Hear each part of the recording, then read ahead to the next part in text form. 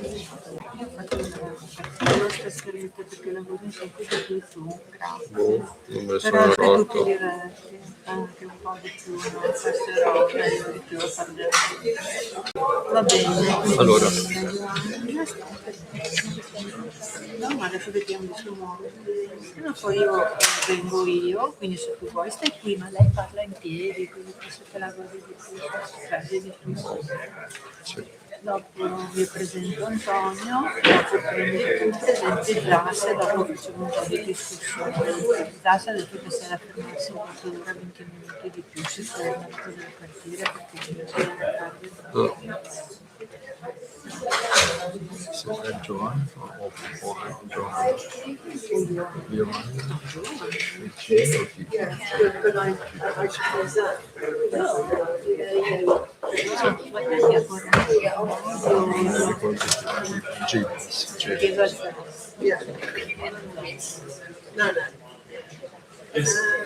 I can't stay there.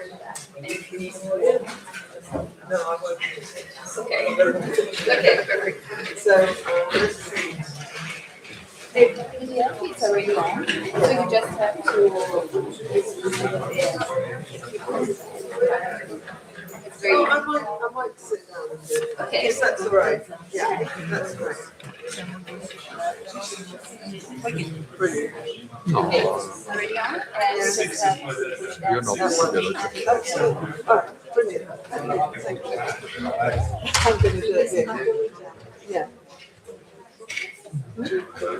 Oh, goodness. Yeah. Ho sentito.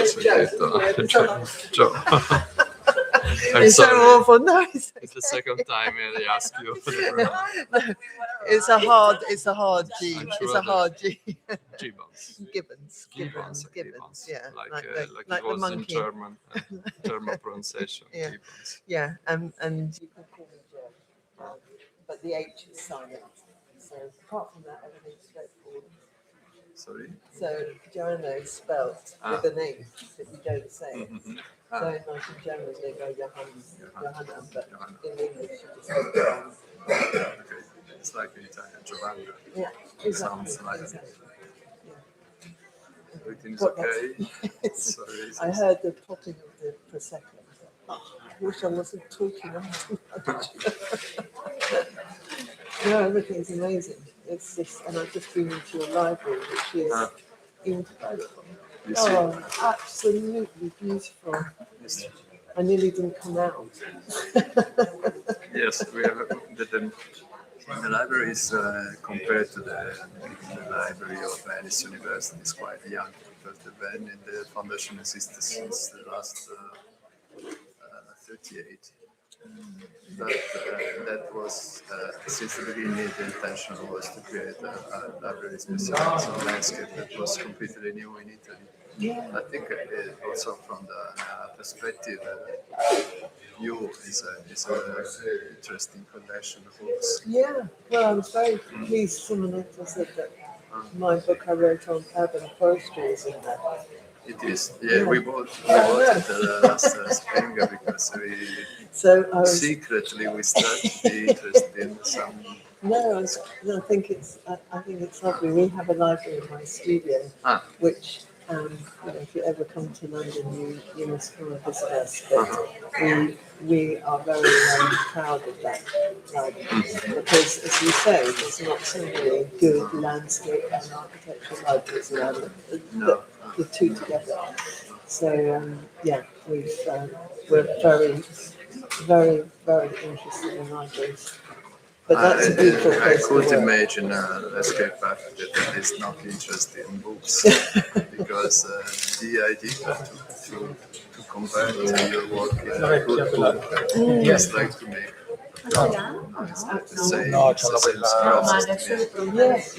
absolutely. But I think there's so much interest, because it crosses arts and goes into the sciences. It's a really interesting field, to explore. I think, and I think there's a lot of very good books, but not nearly enough. So it's lovely. I love your little books. I've just given 2 of those. You see? Yeah, they're really, really lovely. Yes. So the next step, we have to find a British author. Yeah. Because we start with some members of the old members of the committee, so Italian, Spanish, one German author. We have to explore better the Well, do come over because my creative partner, he would know who's writing this. Gillian Barley comes immediately to mind. But I'd love to have. I'm going to sit down. Okay. Because I'm going to sit there rather than stand because I don't need to walk around, and it means I can. Me too.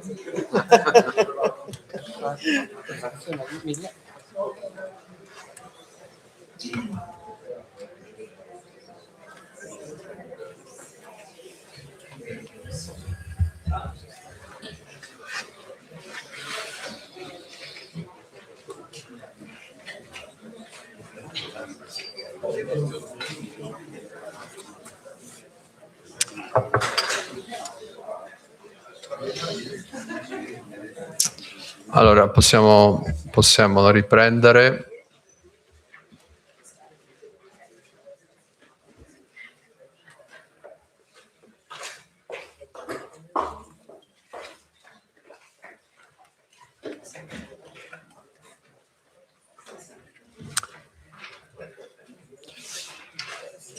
Allora,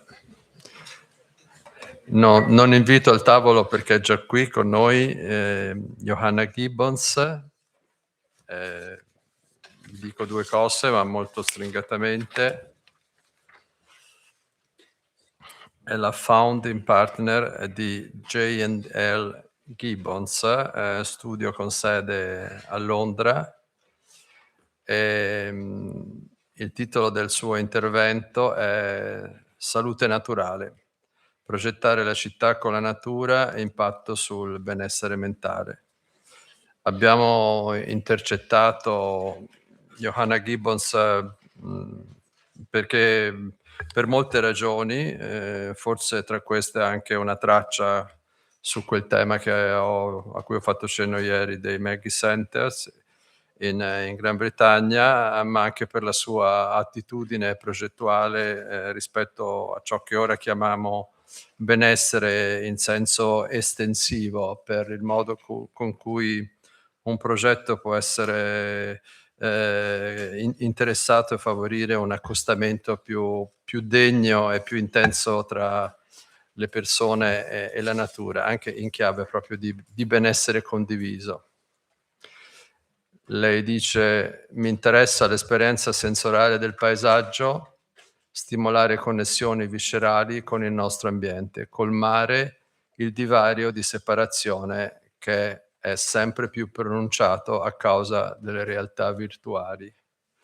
Johanna Gibbons è socia fondatrice di J&L Gibbons, direttrice e fondatrice dell'impresa sociale Landscape Learn e membro del Landscape Institute. È stata insignita del titolo di Royal Designer for Industry per il suo lavoro pionieristico influente che combina progetto, attivismo, istruzione e pratica professionale. Attualmente è preside della facoltà dei Royal Designers, la prima architetta paesaggista a ricoprire questo prestigioso ruolo e solo la quinta donna dei 90 anni di storia della facoltà. Non so se c'è ancora la persona che stamani ha introdotto le questioni sul tema delle questioni di genere, perché penso che questo ci rimetta un po' in carreggiata. È stata nominata consigliere per la progettazione del sindaco di Londra ed è partner principale della ricerca del King College di Londra per Urban Mind e per le ricerche correlate sull'impatto del calore estremo sulla salute mentale nell'ambiente urbano. Chi meglio di lei potevamo invitare a conclusione o quasi a conclusione di questa, o all'interno di questa sessione conclusiva, e quindi thank you very much, Johanna, and please.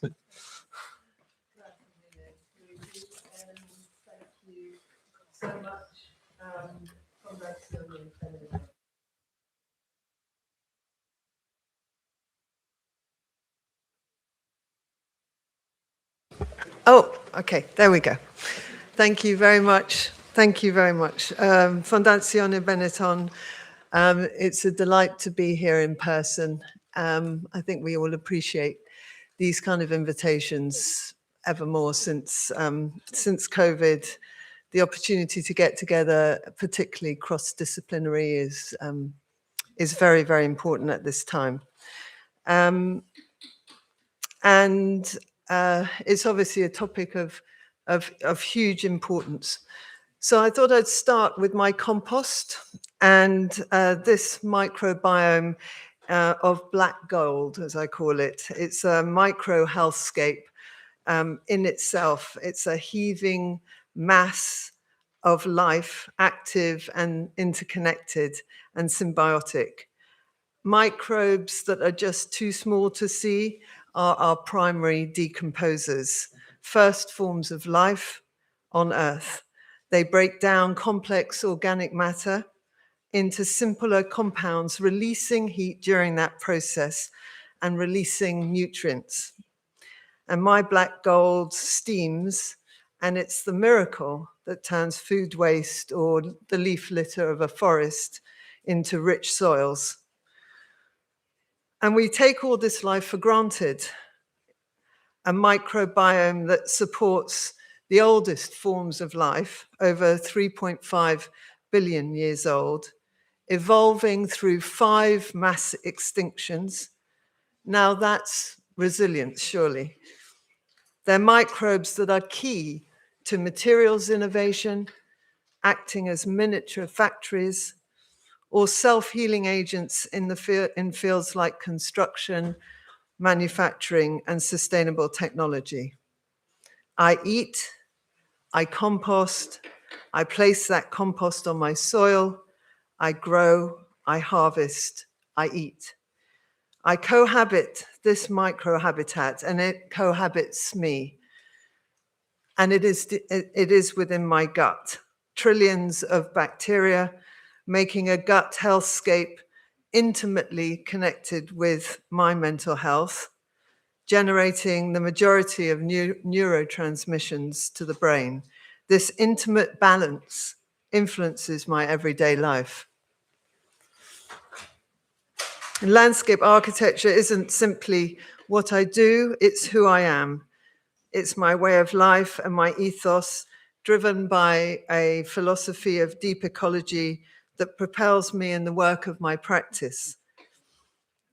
This is underpinned by natural dynamics of nature, and in that I include humanity. From here, the mutually beneficial and symbiotic relationship of algae and filaments of fungus forming the lichen, to the urban habitat of my hometown, which is London.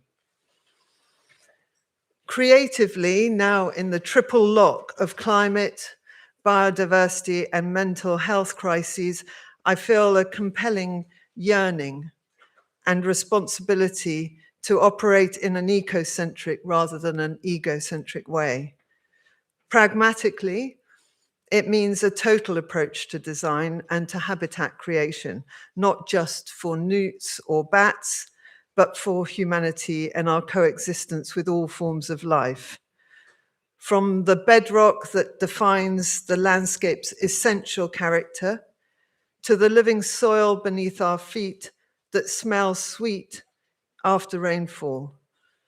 From successional tree planting that secures the resource for the future, and this is that was a seedling, an older seedling, which I collected, planted 25 years ago, and this is the forest that in its kind of middle age, to the urban forestry that makes a city a place we still want to live, a breathing, beautiful place, an urban forest that absorbs pollution, oxygenates the air we breathe, cools the street, working silently for our benefit.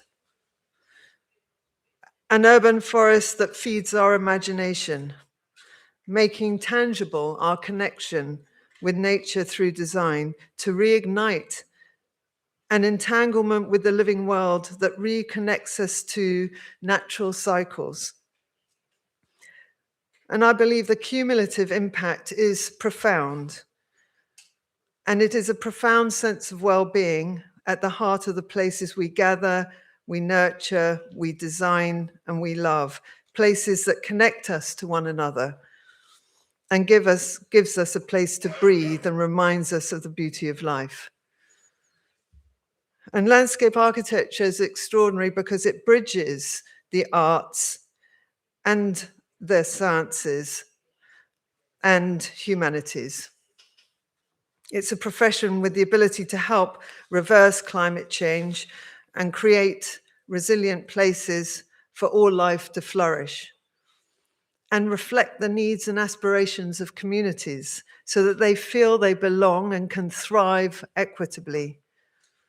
The foundation of my thinking is design with landscape, and design that emulates, enhances, and restores natural systems on which humanity depends. It encompasses design through community engagement and strategic planning, urban forestry, nature recovery, and sustainable water management in a way that makes environmental, social, and economic sense, as healthy environments mean healthy communities. Nature is not some satellite consideration to the global economy that we patronize in dreamy moments. It is the mothership. I'm interested in the sensory experience of the landscape, stimulating visceral interconnections with our environments, bridging the chasm of separation, which is increasingly pronounced due to virtual realities, reawakening a feeling of connectivity to the ecosystem that is home. Here in our urban nature project at the Natural History Museum, this is the close monitoring of pond life through eco-acoustic readings. And the noisier, the more biodiversity, and the more biodiversity, the healthier. So we work tirelessly to design and deliver cutting-edge projects almost entirely in the public realm, transformations that are only realized through a tenacious, highly collaborative mindset, seeking to breathe life into places we are engaged in, such as this former landfill, backland, illegal site, now the Dalston Eastern Curve, working intimately, and this is the same picture 14 years later, to bring nature to the doorstep. And we work collaboratively in all our projects. So this was a collaboration with Muff Architecture Art. And as an urban forest that's just 15 years old, using pioneer species, it's within the life of the children who we consulted with and who are now part of those young people we were talking about earlier in the morning, who feel vitally propelled to engage in their environment and to be sure that we nurture our cityscapes in the most biodiverse way. And then at scale, we're working on with extraordinary national institutions, like here at the Natural History Museum, with Field and Fowles, the architects, and transforming what was a sterile lawn into the history of life on Earth in a way that inspires a love of nature, creating spontaneous outbursts of biodiversity through the depaving to realize a bucolic green plinth, for instance, for Dame Tracy Emin's monumental work in Oslo called The Mother, where we conceived of the meadow so that she would have a soft place for her knees to sink into and look out onto and over the fjord, both vulnerable in her exposed position, but also incredibly strong in her position and holding hope in her hands. And this we did through creating a dynamic seedbed, which we seeded with local provenance seed collected specifically for this work. Also through bringing back historic landscapes to life, here at St. Albans Cathedral, to reinstate a productive landscape reflecting its ancient monastic heritage, a landscape to welcome the community and that is fit for purpose. Landscapes also such as the tranquil pastoral scene at Bushy Cemetery, where we sought to offer spiritual replenishment and hope for the future. And alongside my practice, we bring our network of friends and experts, artists and academics, and really anyone who wants to join us, in direct contact with the public through our social enterprise Landscape Learn, to reinvigorate an intuitive sensory intelligence. For the practice, it gives us creative freedom to explore diverse landscapes and reveal what it takes to care and nurture them, to challenge siloed thinking, and to make profound emotional connections between people and the living systems that shape our lives. It's an agile platform for action research to spark the imagination through a collective participation. And here we curated a huge billboard which faces the City of London and challenges fundamentals such as the fact that we are a place where the economy actually is embedded within the biome, and rather than the other way around. This specific action research that we did at a small nature reserve called Dormancy was just to highlight the fact that in the winter plants don't die. They're actually holding their energy and they're preparing for the spring. They're preparing for the new season. And that's a very hopeful and a very wonderful thing, which a lot of, I think a lot of children certainly, and a lot of people don't quite realize. So we take very normal, everyday, for us as landscape architects, topics, and we try and unravel them creatively. And these stripes from grey to green represent the state of nature in the UK, with 75% loss of biodiversity since I was a teenager, which is really quite terrifying. So simply reducing our impact is not enough. And I've fought that battle on major infrastructure projects that legitimize the mindless destruction of irreplaceable natural assets. And in that I include High Speed 2, which is a railway line, which is a total disaster really in terms of environmental impact on ancient woodlands.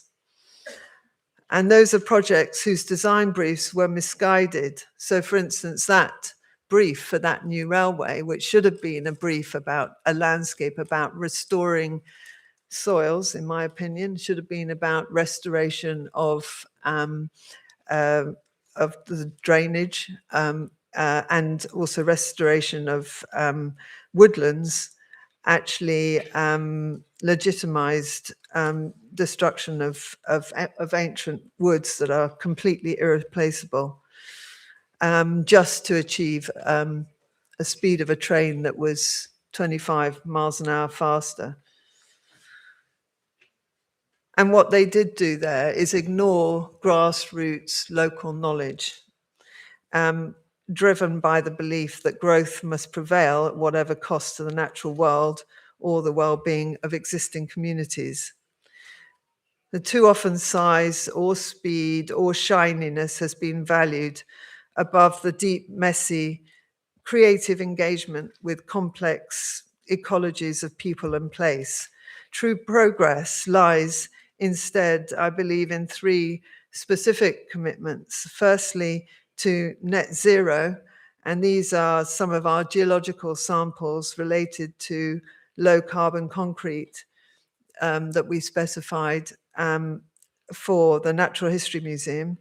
Secondly, to craft and ensuring that we support and we engage craftspeople and we make sure that our work is crafted beautifully is so important.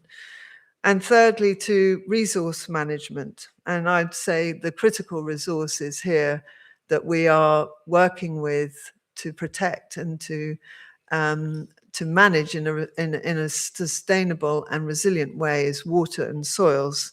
So no water from this project, which is the Urban Nature Project at the Natural History Museum. No water goes into the sewer. It all replenishes the groundwater through swales, and all the soils were taken up, lifted, essentially put through a soil hospital on site, and then relayed. And these are nature-based innovations where the cumulative impact may be modest, and they may be many, many modest, meaningful actions, but they build an exponential momentum in what sustainable development can look and feel like. It's a quiet revolution that must now find a voice, inviting everyone to join and to help build confidence in a different pathway forward. This pathway lies deep within our psyche and is fundamentally regenerative. This is our Seed to Tree initiative at Schiehallion, which is a huge mountain in Scotland, in collaboration with the John Muir Trust. And it promotes montane habitat restoration to enhance biodiversity and to inspire children in the science of seed collection, in the science of propagation, and in stewardship of the landscape. As a landscape architect, it's an approach to natural assets that rejects extraction in favor of balance, recognizing nature's equal right to exist and to regenerate. A sentient life force working silently and equitably for our benefit, yet still overlooked. Here we've mapped the mountains, the mountain geology, and cultivated young champions of their own environments, giving a window of opportunity into a world of radical conservation. A marvelous mosaic of ecologies which we have visualized. This is our visualization on the right, here into the future. So this is us visualizing that restoration of the mountainside from a sheep-shorn, low ecology value mountainside into something which is full of biodiversity and which can hold moisture on the mountainside. And this is not merely significant in terms of diversity or biodiversity, but it's significant in terms of the self-sustaining capability that relates to our own survival. It's life-dependent and it's life-affirming, seeking all the time to forge a deep connection between the acts of nurture of all life in our outer and our inner worlds, mental and physical. None more important is our work than with Maggie's. And these are places many award-winning for their design, commissioned in a really unusual way nowadays to help support those suffering from cancer. And Maggie herself was a landscape architect. And she understood from her own experience as she died the impact and that design and environment can have on someone dealing with cancer. Her brief to all of us who was to follow her was to encapsulate a visceral sense of the joy of living. Every design center was to provide a welcome, support, and a beautiful atmosphere of generosity, to offer thoughtful lighting, a view out to the trees, the birds, and the sky, and the opportunity to relax and talk away from home cares, a celebration of the garden and gardening as a radical restorative practice. And here we're working in collaboration with architects called Assemble. And we know this matters. In the context of today's mental health crisis, urban nature has never been more important. But it goes without saying that wildlife cannot exist without habitat, but neither can humanity. The habitat mosaic of the city, they are critical aspects of the landscape signature that defines our urban neighborhoods, that underpins our very own sense of identity and belonging and well-being.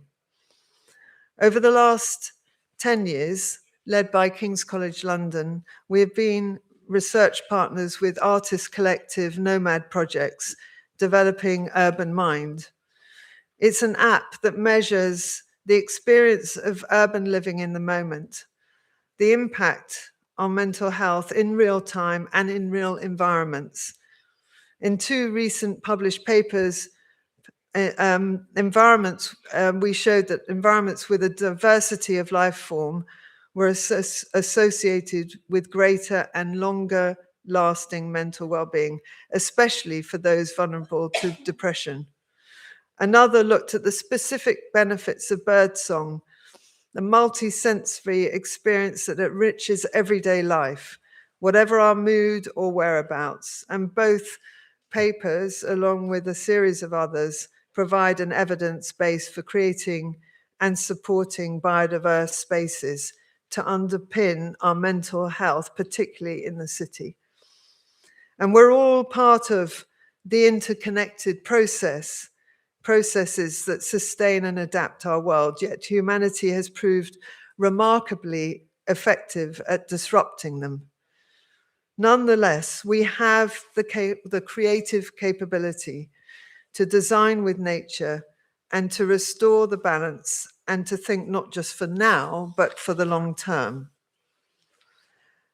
I see the design industry as a magnificent ecological network, a living entanglement and a profoundly influential force for good, capable of embracing the complex, life-defining challenges of our time. And as Brian Eno, a fellow RDI, observed, many of those who we think of as lone geniuses were or are in truth a part of a wider community, like us in here, supporting one another, sharing ideas, borrowing, shaping, and evolving together. Good work, he said, isn't created in a vacuum. Creativity is always, in some sense, a collaboration, the result of a mind connected to other minds, and the mind that needs to be cultivated and nurtured, if you like, a bit like a garden. I'm a Royal Designer for Industry, which is the highest design accolade award in the UK. And our aim is to recognize excellence, to support the next generation of designers and to promote societal impact. The faculty hosts sessions that entangle Royal designers with early career practitioners to stimulate and inspire and to give confidence to those young designers in the future and to help them feel resilient against the challenges that we face. For example, here, the summer session at Dartington Hall in Devon, and also a condensed version in the moist, verdant surroundings of the Barbican Conservatory during the World Design Congress last year. And these are open-ended explorations, exhilarating expressions of creativity. They're relaxed, they're raw, they're real, and there's a kind of beauty in that chaos. As I'm now the keeper of the Faculty of Royal Designers, I have the great honor to represent this rich ecology of over 40 disciplines. And our strength together, all of us, is in making connections where ideas can flow and relationships endure. Together, we're asking, how design can help us realize we are nature and how embracing that truth is reshaping our practice. In this respect, my practice is undertaking a research design project on extreme urban heat and mental health funded by the Wellcome Trust as part of the cross-disciplinary and cross-sector project with King's College London. And our primary aim is to address the knowledge gap and quantify the impacts of extreme heat on mental health, the health service use and mental well-being in vulnerable urban populations, focusing on London. As industry partner of this project, JNL Gibbons, my practice is focusing on urban forestry and the canopy cover. And our objective is to identify opportunities to employ best practice, protecting large mature canopy trees alongside radical new planting while diversifying the tree canopy cover, integrating sustainable drainage and transforming the highway in a way that is fit for purpose, fit for walking, fit for cycling and play.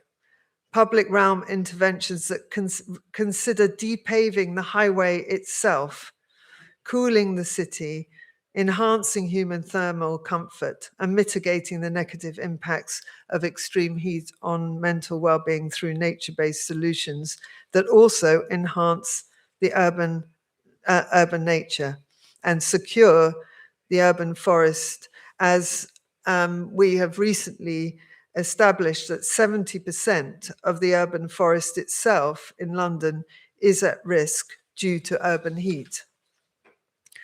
And we feel that this is an area of significant impact, as 80% of the UK population lives in urban environments. And in London, 80% of the public realm comprises of streets, of which 80%, and this is the mapping of it, those streets are local.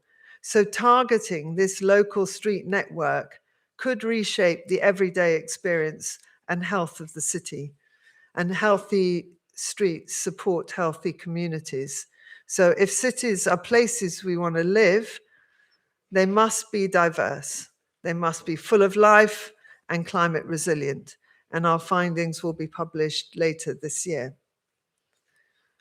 This is not too soon, as the rate of change is alarming. And I really love this graphic. These stripes show the progressive human-induced heat of our planet in a single striking image. It's a vivid illustration of how global average temperatures have risen over nearly 2 centuries, where planetary health itself is at risk.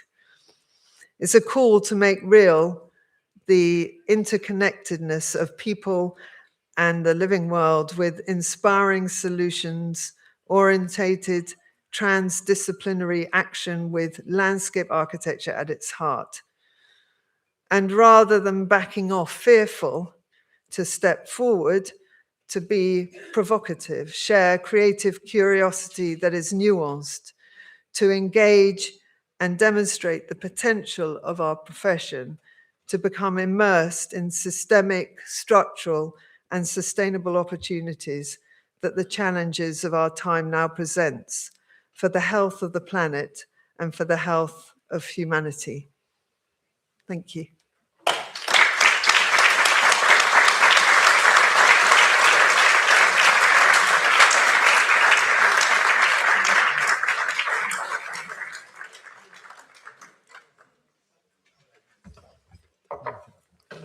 Allora, grazie mille per questa bellissima presentazione. È una sorta di quadratura del cerchio di tante tematiche che abbiamo trattato da ieri.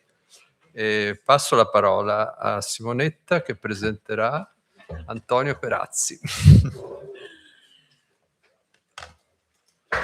Ringraziando prima Giovanna anche da parte mia per questa veramente straordinaria relazione molto concentrata e condensata, che ci dà però l'idea di un impegno personale, civile, etico, come deve essere sempre il lavoro sul paesaggio. Grazie.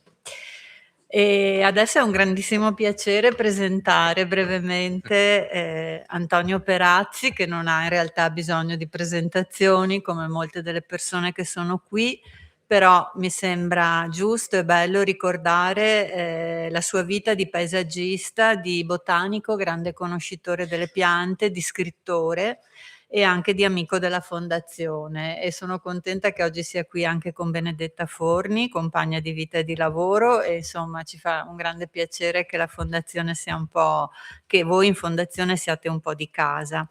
E Antonio, come progettista, lavora sia sul fronte teorico, diciamo, sia sul fronte divulgativo, sia sul fronte della pratica progettuale.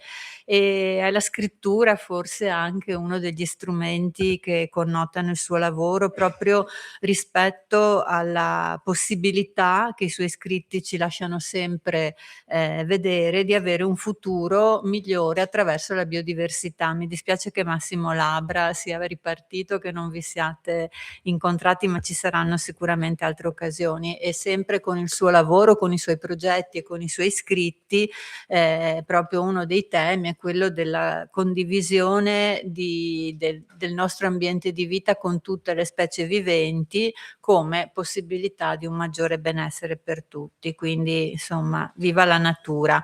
I suoi libri sono assolutamente da leggere, ne cito alcuni: La natura selvatica del giardino e I giardini invisibili, che sono i 2 più recenti, se non c'è sfuggito qualcosa, ma spero di no.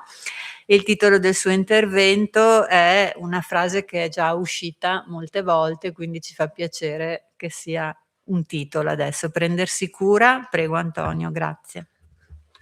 Grazie Simonetta, è veramente sempre un onore essere qua, perché come ha detto Giovanna prima c'è un senso di condivisione di un comune sentire, perché io ho sempre un po' l'impressione che fare il paesaggista sia effettivamente una scelta di vita, non è soltanto una professione, come probabilmente tutte le professioni anche artistiche lo sono, ma di fatto forse per fare i paesaggisti bisogna essere stati dei bambini capricciosi che volevano stare in mezzo alla natura, bisogna continuare a avere una frequentazione anche quotidiana con la natura, e bisogna anche essere un po', non so, non bisogna cedere alla tentazione di perdere l'occasione di dire quello che ha portato a fare un certo progetto, o anche semplicemente promuovere un luogo a cui si sta lavorando. Io di fatto condivido con la mia famiglia questo lavoro, e quindi vorrei non darvi una soluzione, non vorrei farvi vedere dei progetti sul tema, ma vorrei condividere un ragionamento, e sono molto colpito perché esiste una sorta di assonanza, per cui quando si pensa a qualcosa poi si continua a vedere quel qualcosa. E pensate che strano, oggi ero in treno e, sfogliando un libro che avevo lì da giorni, che è Massa e potere di Canetti, sono imbattuto in un capitolo che si chiama Foresta, e c'è una frase che mi ha colpito, che vi leggo, no? L'uomo è cresciuto diritto come un albero, si mette in fila con gli altri alberi, ma gli alberi sono molto più alti di lui e egli deve levare gli occhi per guardarli, e non vi è alcuna manifestazione della natura che sia così durevole al di sopra dell'uomo, essendo al tempo stesso così vicina e multiforme. Le nuvole infatti vagano lungi, la pioggia cola via e le stelle sono remote. Di tutti questi fenomeni che nella loro molteplicità agiscono dall'alto dell'uomo, nessuno è perennemente vicino all'uomo come la foresta. L'altezza degli alberi non è irraggiungibile, ci si arrampica sui tronchi, si colgono i frutti, si può perfino vivere lassù. Allora io penso che anche per la mia storia personale, di famiglia, per le persone che conosco, a cui sono stato vicino, non ci sia niente di più efficace per stare meglio, per far star meglio chi è vicino a noi, per far star meglio chi riceve i progetti che facciamo, del condividere questo senso di prendersi cura, il famoso taking care di Don Milani, no? Io vado in India da quando sono bambino e continuo, l'ho già fatto vedere probabilmente qui alla Fondazione Benetton, a essere colpito da queste strutture che si chiamano Tulsi Kate, che sono per lo più dal centro-sud dell'India, ma ci sono anche nel nord, che sono degli oggetti che probabilmente sarebbero stati molto cari a Ettore Sozzas, ma sono dei contenitori lo sono stato come ispirazione tra l'altro, per coltivare il tulsi, il basilico santo. La cosa interessante però non è la loro fattezza, neanche la posizione rispetto agli edifici, è che sono fatti consapevolmente per coltivare una pianta che richiede cura, e nel mettere dentro il tulsi e nessun'altra pianta si deve creare un'assidua frequentazione di questa pianta di tulsi, e quindi il fatto che il tulsi sia anche una pianta medicamentosa usata per fare i medicinali, in verità è quasi come se fosse un cerchio che si chiude intorno al fatto che un luogo di culto è creato intorno a una pianta che sta all'ingresso delle case, che quindi servono, in quanto frequentate, a creare una relazione con l'ambiente. Io come paesaggista sono fortemente attratto dai luoghi anche controversi. Mi piace moltissimo vedere come la natura riesce a prendersi la rivincita anche su quello che noi facciamo o quello che abbiamo lasciato. Quando parlavo con Simonetta, che mi ha invitato a partecipare, mi ha detto: ma lo fai vedere il Prospect Cottage? Sì, faccio vedere il Prospect Cottage. Abbiamo già parlato tante volte e lo rifaccio vedere. Il Prospect Cottage è la quintessenza, no? della relazione anche curativa tra una persona straordinaria come Derek Jarman e l'ambiente. Ma io penso anche che questa dimensione di imperfezione sia evidente anche nel nostro progettare. C'è quasi un inconsapevole desiderio che ci fa tornare a uscire dalle linee grafiche del disegno. Io non so voi, do per scontato che siamo tutti paesaggisti qui oggi, però io sto stretto nelle linee che ho disegnato per un progetto e do per scontato che le piante che metto scapperanno altrove, e do per scontato che ci saranno delle variabili, che magari non tutte le piante che ho messo saranno esclusivamente quelle che verranno utilizzate, alcune verranno da sole, alcune saranno un po' prepotenti, ma perché no? Accogliamo anche loro se possiamo farlo. E ammiro moltissimo questa interazione che è quasi come se fosse una componente saliente della progettazione del paesaggio. Io dopo tutti questi anni che progetto sono fortemente convinto che il caso fa parte della progettazione paesaggistica, ed è quel caso che però ti fa ritrovare la frase di Elias Canetti quando stai pensando a un certo tema, è quel caso che ti fa innamorare di una persona, è quel caso che ti fa anche accettare una sfida, come prendersi cura di un luogo, oppure accettare che in un posto non coltivato ci siano dei cipressi, che poi magari qualcuno potrebbe dire che creano un sistema di depauperamento del suolo, assorbono l'acqua, ma invece magari sono semplicemente gli unici alberi che potevano nascere su una collina sassosa. E allora nei nostri progetti non possiamo che fare degli abbozzi di un racconto, o comunque di un enfatizzare una storia che sta intorno a qualche cosa che si vuole mettere in evidenza. In questo caso lo stare bene, il prendersi cura. Ma questo prendersi cura del paesaggio magari passa anche da dei luoghi che non possono essere chiamati giardini e non possono neanche essere definiti belli.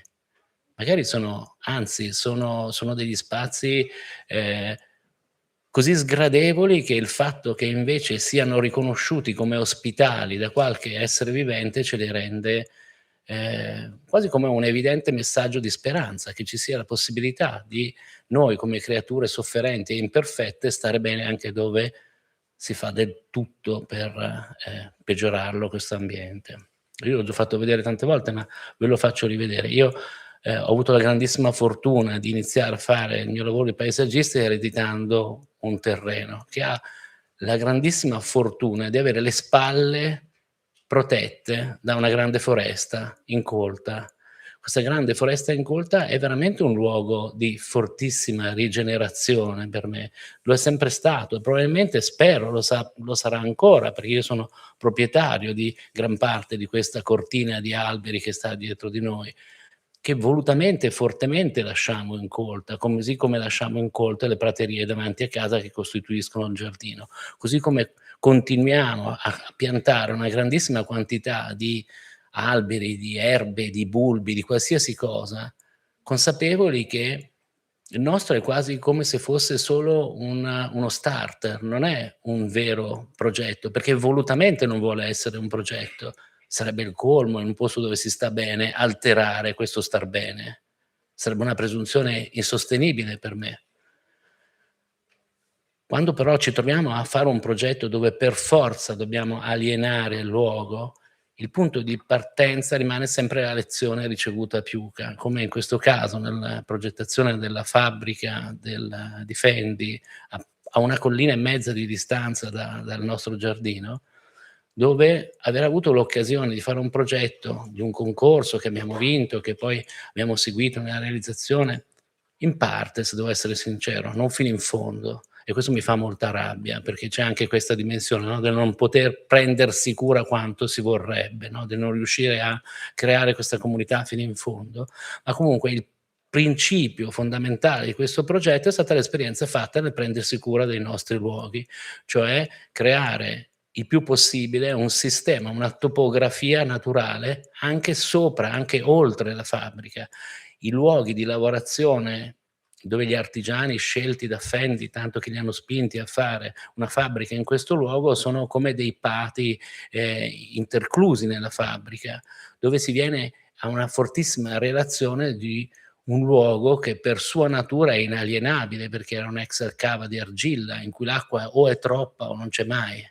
E quindi questa acqua, questa dimensione anche naturale di relazione dell'imprevisto e di progettazione della casualità ha reso particolarmente interessante per me fare questo progetto, che è tra l'altro per buona parte, sicuramente per tutta la parte che ho avuto possibilità di convincere gli architetti con cui ho lavorato, che sono lo studio più ARC, oltre 10.000 metri quadri, è un tetto verde, che quindi ha uno spessore che va da 20 centimetri fino addirittura a 1,5 metri di suolo. Però immaginatevi che cosa può voler dire riuscire a innescare un sistema naturalistico anche in grado di accogliere le piante spontanee. Ovviamente per farlo l'abbiamo fatto con piena consapevolezza del assecondare tutto il principio di permeabilità che sta alla base dell'accoglienza rigenerativa del suolo, no? Avete visto poco tempo fa il progetto meraviglioso di depavimentazione, no, a Parigi, in un luogo che sembra sacro, sembra inalienabile, sembra per sua natura minerale. Allora io penso che i nostri progetti dovrebbero essere tutti permeabili, ovunque, in qualsiasi situazione, e così impermeabili dal accogliere qualsiasi forma di vita, da quella microbiotica fino a qualunque cosa, ma anche oltre quello che noi abbiamo immaginato. Io ho avuto un rapporto strano con i progetti di Healing Gardens, diciamo. Ne ho fatto uno tanti anni fa con Michele De Lucchi per un hospice a Ivrea, ma non è quello di cui voglio parlare. Io vorrei parlarvi dell'esperienza mia personale. Io non ho avuto un padre, ho avuto una madre che è stata abbastanza, devo dire la verità. Anzi forse un po' troppo, però le sono molto grato, anche perché è stata lei a introdurmi anche alla passione per la natura, o meglio l'ha assecondata, solo che a un certo punto lei, che aveva voluto abbandonare la città per vivere in mezzo alla campagna, abbandonare la sua professione anche di giornalista molto attiva sia sul femminismo che sul sociale, in verità ha sofferto di demenza gli ultimi anni. Ed è stata un'esperienza che mi ha molto cambiato, devo essere sincero, perché non avrei mai potuto immaginare di confrontarmi con una persona che secondo me, per me, era l'acutezza fatta persona, era la mamma che ti rimprovera se metti una virgola sbagliata, è la mamma che ti insegna a essere tenace nelle tue passioni. che improvvisamente sembrava... avete presente quel bellissimo dipinto di Millet di Ofelia che si suicida nel fiume, no? Ecco, sembrava un po' quella creatura lì, cioè aveva un bisogno fisico di immergersi nella natura. Allora la sfida nostra di famiglia è stata esattamente quella di tenere Ofelia il più possibile dentro l'acqua del fiume prima che fosse costretta a morire. E di fatto ci siamo riusciti, è stata una cosa straordinaria, e penso che la mamma, che ha combattuto per oltre 40 anni di tumori, fino al momento in cui ha detto porca miseria, ma perché agli altri deve venire sempre l'influenza e a me continuano a tornare i tumori, l'abbia fatto però quasi allegramente, quasi da bambina che se ne frega se ha un taglio o se si è sbucciata le ginocchia, aveva voglia di vivere. E siamo riusciti a farla vivere al meglio. Ci siamo addirittura trasferiti da Milano e i nostri figli hanno deciso di rimanere a vivere lì, tra l'altro. Noi abbiamo cambiato radicalmente il nostro stile di vita, teniamo lo studio a Milano, ma abbiamo dovuto fare un altro studio in campagna e Benedetta segue appunto lo studio in campagna. La cosa ironica è stata che dopo un anno anche il padre di Benedetta ha iniziato a soffrire di demenza. E lui, che era un chirurgo molto amato, che tra l'altro aveva fatto moltissimo per la comunità in Valtellina, di cui lui era un punto di riferimento, perché era uno di quei medici vecchio stile che era capace di mettersi lo zaino e fare 3 ore di cammino per andare a curare una gamba in cancrena. A un certo punto è diventato anche lui quel bambino capriccioso, inaspettatamente violento, non come la mamma, che aveva bisogno di stare nella natura. E allora le passeggiate sulle vigne sopra Sondrio, le passeggiate in montagna, l'andare poi a riportarlo a parlare dialetto con le persone che conosceva, è stato veramente commovente, così tanto commovente da rendersi conto che ci vuole veramente molto poco per fare qualcosa che faccia funzionare il paesaggio.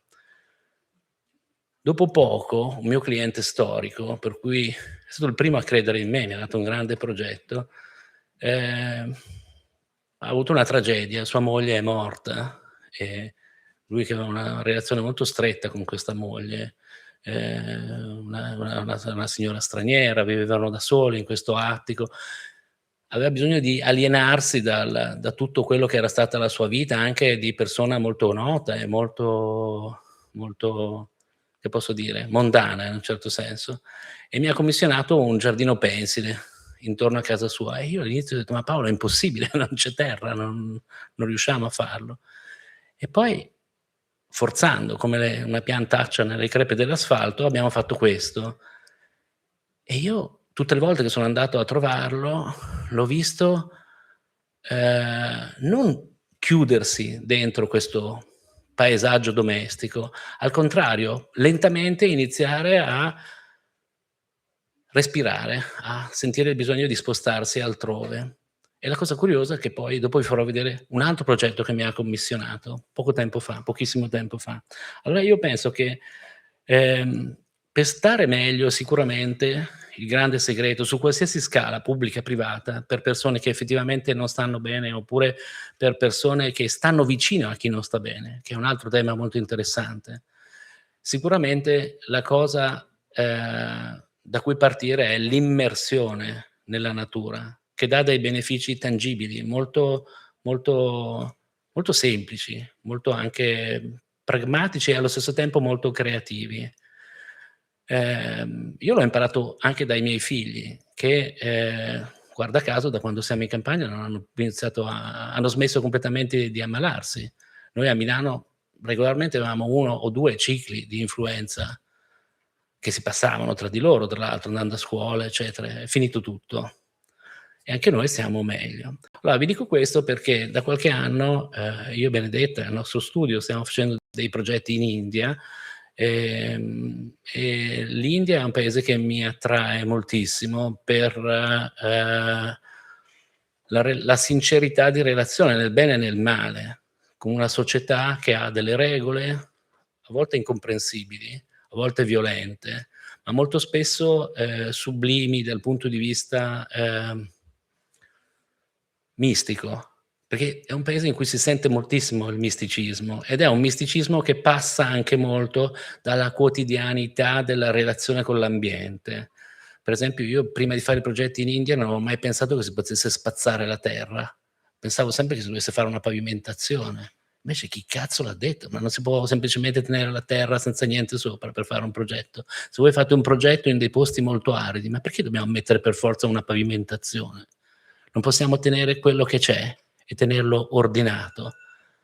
Allora, questi progetti che nascono per un committente che tra l'altro è un medico, lui è un oftalmologo in verità, però sono dei progetti in cui si sente moltissimo la relazione curativa tra l'ambiente e le persone.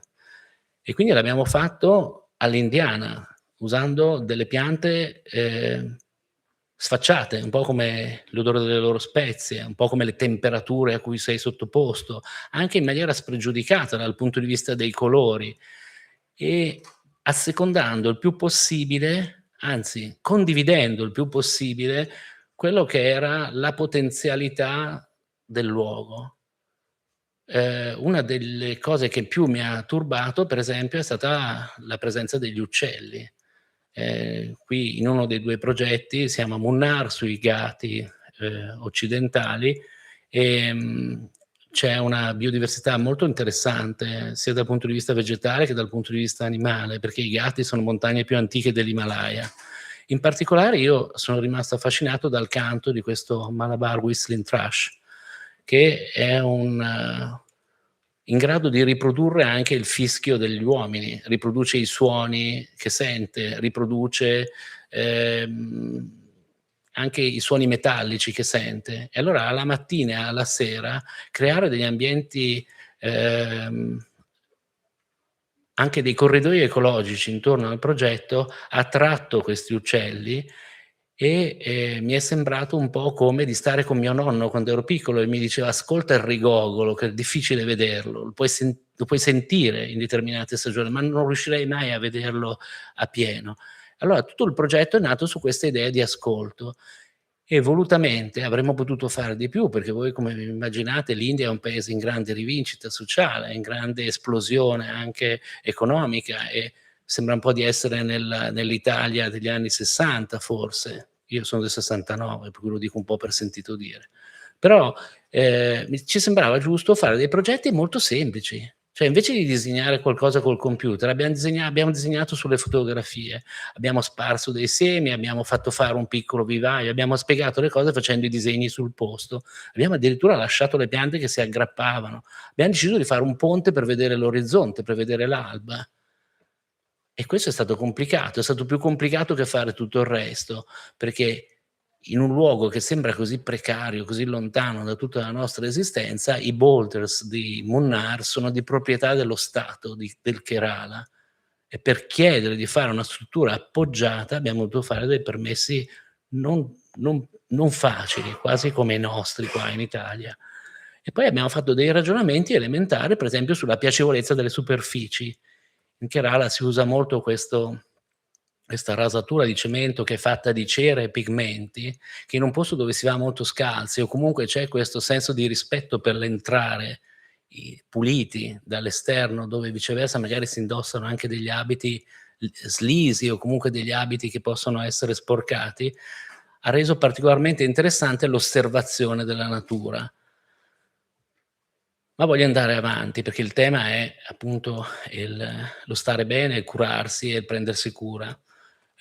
Io da quando ho iniziato a fare questo lavoro ho l'impressione che ci sia una sorta di gerarchia quasi scolastica. Avete presente quando andate a scuola e si dice quella è carina, allora ha successo, ha una bella faccia, allora piglia dei bei voti, invece io che sono incazzoso, che magari piglio il professore di petto, piglio 4, no? Allora io penso che ci siano delle cose viceversa, dei materiali, delle sensazioni nell'architettura del paesaggio che probabilmente a qualcuno faranno paura, ma in verità sono quelle che danno spirito, danno sostanza alla natura stessa, che altrimenti non ha nessun interesse di essere bella. Cosa gliene frega un fiore di essere bello per noi, no? Come diceva Burle Marx, è un organo sessuale, in fondo, no? Quindi che fa? Fa il suo lavoro di organo sessuale. Probabilmente c'è chi dice che con un profumo in un modo o nell'altro sta comunicando con altre piante. forse lo fa già con le radici, ma insomma, ma non è questo di quello di cui vorrei parlare. Io vorrei viceversa dire che queste, quello che chiamava Gillo Dorfles, le oscillazioni del gusto, sono qualcosa di molto, molto concreto nella nostra professione, e sono quelle che però, per assurdo, quando si vede un'imperfezione naturale, creano affinità e quindi un senso quasi di appagamento, di rigenerazione. Cioè, se un ambiente non è perfetto, anzi vuol dire che anch'io posso stare a mio agio in quell'ambiente, e poco importa se il mio corpo non va insieme alla mia idea fisica di quello che sono veramente. Questo è il progetto che sto facendo, sempre per quel cliente che ha perso la moglie, che ha fatto fare il giardino intercluso. A un certo punto, uscito dalla contemplazione di quelle finestre, ha realizzato un sogno che, conoscendolo da oltre 30 anni, ha sempre avuto nel cassetto, cioè trovare una torre. Compra questa torre di Manfria e io ci ho perso molto tempo nel fare il progetto, così tanto che ogni tanto avevo l'impressione che pensasse: ma questo qui guarda verso Malta, guarda i sassi, guarda le lucertole, guarda le piantacce, perché un progetto di paesaggio ci impieghi tanto a interiorizzarlo, a capire cosa succede. E nelle varie stagioni, nel tempo che sono stato lì, ho conosciuto intimamente questo luogo, che è sicuramente fatto di contraddizioni, no? Perché in pratica, dal punto di vista geologico, fa parte del continente africano, per cui ha delle diversità rispetto al resto della Sicilia, però allo stesso tempo è Sicilia, è radicato in Sicilia, in un luogo dove sono sbarcati gli americani, se la sono data di santa ragione poi quando sono sbarcati, perché i 4 cristi che erano messi lì in queste torri dopo anno a difendere l'Italia, si sono trovati, non so, a dire: sono con voi, sono senza di voi, ma io vorrei essere con voi, non lo so, e si sente molto quello, no? Si vede, girato l'angolo, si vede la raffineria di Gela, ma lì, in quel posto lì, effettivamente è un luogo talmente in grado di restituire piacere e di essere così fortemente, sensorialmente quello che la cosa migliore era non fare assolutamente niente. Allora, tutto il progetto che stiamo realizzando si basa sul percorso. Questo percorso ha una funzione poi pratica del fare da barriera antifuoco, anche una funzione pratica dell'arrivare poi al mare, ma allo stesso tempo ha anche la possibilità di innescare quella vita delle piante selvatiche che da sole ce la fanno a crearsi contro qualsiasi difficoltà che io avrei nel cercare di farle produrre da qualche vivaista, che magari lo farebbe con del materiale che non appartiene geneticamente effettivamente a quel luogo, ma è qualcosa che viene da un ambiente affine. Allora il senso è sempre quello: usiamo delle piante autoctone o delle piante che vengono dal luogo, ma sono veramente autoctone? Noi siamo veramente autoctoni? Allora il tema del non fare, io penso che sia un tema fortemente legato allo stare bene e al fare del bene anche per i luoghi. L'ordine e il disordine sono qualcosa di fortemente collegato alla depressione e all'euforia, ma sono inversamente proporzionali. Cioè, io penso che un luogo disordinato, pieno di vita, con tantissime forme di vita anche che brulicano, in verità restituiscono, non privano, non danno incertezza. Forse non siamo più all'idea dantesca del perdersi in mezzo a una foresta. Noi siamo viceversa in un momento in cui abbiamo bisogno di salire su quell'albero, come diceva Canetti, abbiamo bisogno di stare immersi nella natura.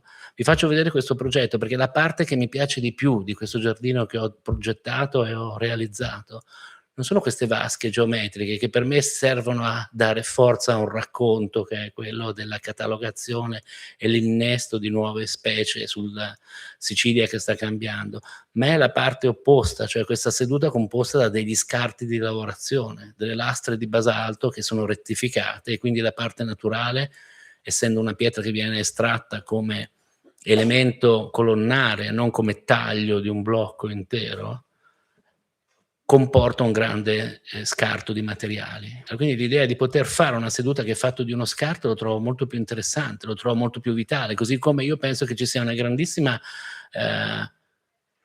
senso di rigenerazione per chi ha un giardino, che sta nel fatto di poter riutilizzare i materiali che sono di scarto. Fare un una compostiera o utilizzare delle talee di salice è la quintessenza del fare un giardino e del poterlo mantenere. È quel fare poca manutenzione che è sincerità, non c'è nessuna manutenzione, se no, se non c'è manutenzione non c'è giardino. Prendersi cura come ascolto è un altro tema a cui noi siamo particolarmente legati, a cui io sono particolarmente legato. Di recente abbiamo fatto 2 progetti per lo stesso committente, che è un gruppo di alberghi che si chiama TSH. Abbiamo fatto uno a Firenze, a Belfiore, sul tetto, dove abbiamo creato un giardino che è più grande di Piazza della Repubblica a Firenze, e il tema, di nuovo, è stato quello di convincere il nostro committente di fare un giardino aperto al pubblico, un giardino sopraelevato, quindi sopra l'inquinamento acustico e non solo della strada trafficata, per essere immersi sulla bellezza assoluta di Firenze, che è una città incredibile, perché è una città minuscola dove però sono successe e continuano a succedere delle cose come in pochi altri posti al mondo. E la stessa cosa abbiamo potuto fare per lo stesso cliente a San Lorenzo a Roma. Abbiamo concluso da pochissimo. Il tema qui a San Lorenzo è che era una dogana dove pensate che addirittura arrivavano i carri su cui venivano caricati gli ebrei durante i rastrellamenti, quindi non è un luogo dove è facile pensare di fare del bello per fare del bello.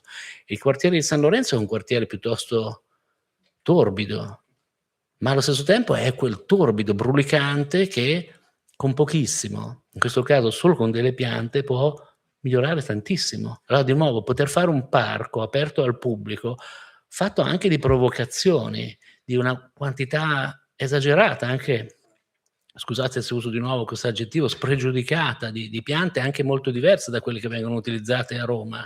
Io qui ho utilizzato delle piante come con grande sorpresa non ho visto in giro per Roma. Ho messo delle eritrine, ho messo dei brachychitona cerifolius. E perché non le mettono in altre parti di Roma? Roma sarebbe in grado di accoglierle, anzi molto meglio di altri posti dove ci sono difficoltà di suolo, difficoltà di acqua, difficoltà anche di facilità di gestione.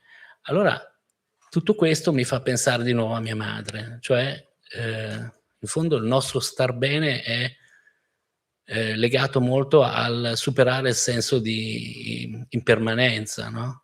Allora, io ho frequentato Pia Pera per tanti anni. Pia, al contrario di mia madre, con la testa è rimasta molto lucida e col corpo che non è, che ha avuto dei problemi. Ho visto però che il suo giardino è rimasto e c'è ancora. E così come mia madre ha lasciato un giardino in cui delle piante di niente, dei semi, delle annuali continuano a nascere. E questo mi fa molto pensare. Allora io penso che alla base del nostro star bene ci sia proprio quello del sicuramente fare un calcolo di economia pragmatica. Ho messo queste 5 regole che erano dell'economista tanto caro a Gandhi, e anche la piena consapevolezza che si deve vivere con grande leggerezza. Appunto, io vorrei essere una pianta annuale, in buona sostanza, per stare bene. Grazie.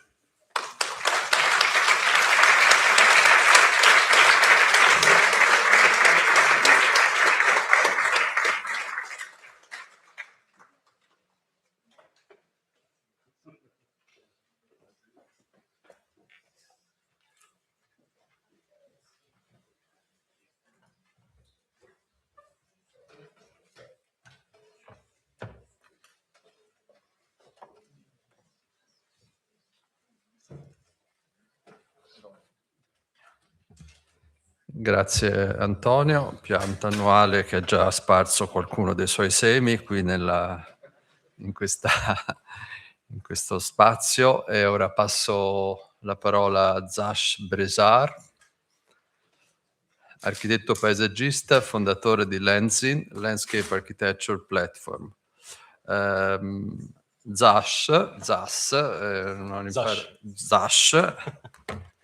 nato nell'84 nella Repubblica Socialista Federativa della Jugoslavia, cioè in Slovenia, dove tuttora vive, è fondatore e caporedattore di Lenzin. Formatosi come architetto paesaggista a Lubiana, ha lavorato per diversi anni nel settore, fondando poi Lenzin nel 2009.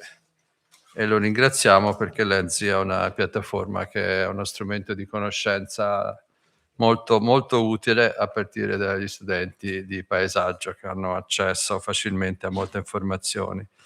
Nel 2016 ha cofondato l'ILA, Lenzing International Landscape Award, si occupa principalmente della costruzione dello spazio, in particolare della mappatura, della tracciatura e dell'interpretazione del percorso nell'architettura del paesaggio, interrogandosi sul suo ruolo nella società e nella politica dello spazio pubblico.